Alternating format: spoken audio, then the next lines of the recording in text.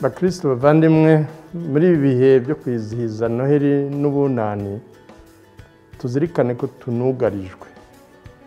Twizihiza iminsi mikuru isoza umwaka dukurikiza ingamba zose zo kwirinda icyorezo cya COVID-19.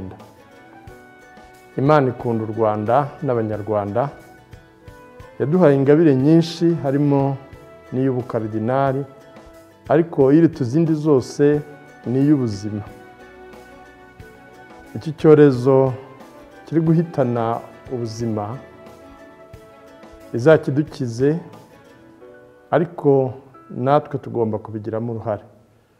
Dukurikize inama zose tugirwa n'inzego z'igihugu cyacu zibifitiye ububasha, twambara agapfukamunwa igihe cyose turi ahantu hahurira abantu benshi nko mu misa n'ahandi. Turakangurira abakristo gatolika kutihutira gucyuza ibirori bitumiwemo imbaga y'abantu benshi nyuma yo guhabwa amasakaramentu nka batisimu, Eucharistia ya mbere cyangwa ugukomezwa. Nitumara gutsinda iki cyago, tuzongera dutarame mu birori bitandukanye. Imana ibahe umugisha kandi barinde.